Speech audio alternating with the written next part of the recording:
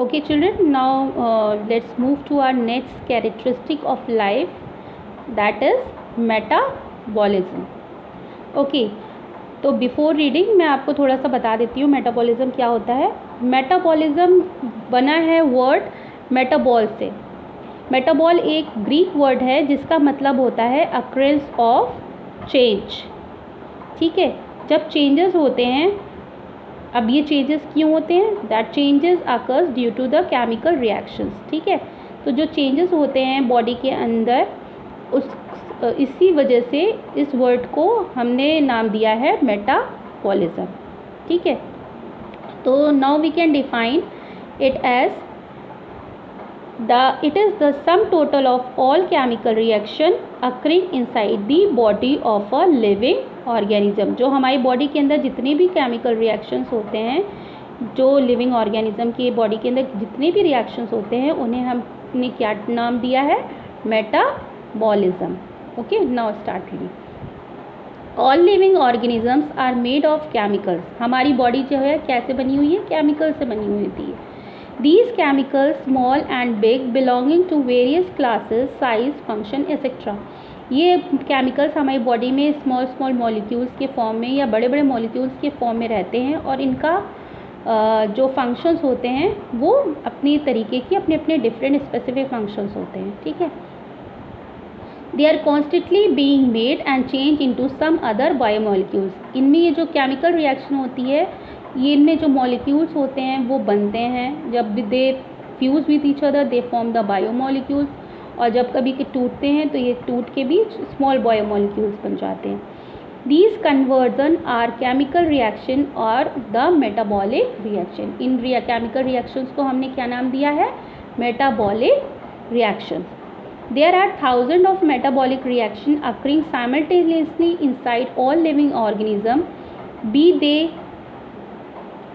Unicellular और multi cellular.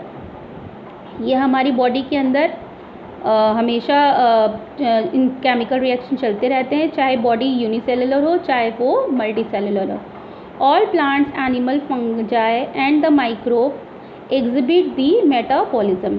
सभी जितने भी जीव हैं, जीवित वस्तुएं हैं, उनमें क्या होता है? केमिकल रिएक्शंस हमेशा चलते रहते हैं. The sum total of all chemical reactions occurring in our body is metabolism. So this is the main definition of your metabolism.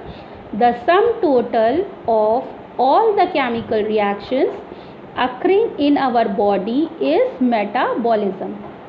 No non-living object exhibit metabolism. जो non-living objects हैं उनके अंदर metabolism नहीं होता है. Metabolic reactions can be demonstrated outside the body in the cell free system. हमने जब metabolic reactions को बाहर करने की कोशिश करी, तो बाहर जब मतलब एक लिविंग बॉडी के बाहर जब इन विट्रो कंडीशन, मैंने कल आपको बताया था, इन विट्रो कंडीशंस वो कंडीशन होती है जिसमें हम आर्टिफिशियली इन्वायरमेंट प्रोवाइड कराते हैं केमिकल रिएक्शंस के लिए. तो जब हमने सेल फ्री इन्वायरमेंट में मेटाबॉलिक रिएक्शंस को करवाने की कोशिश करी, तो जो प्रोडक्ट फॉर्म हुआ वो ना लिविंग प्रोडक्ट था और ना नॉन लिविंग प्रोडक्ट था. That is why metabolism is called the directive. it is called the, I have told you ना, that is why it is called the defining property. ठीक है, ओके. सो metabolic reaction जो होती है, ये metabolism होती है, इसके दो प्रकार होते हैं, दो टाइप्स होते हैं. पहला होता है एनाबॉलिज्म और दूसरा होता है कैटाबॉलिज्म.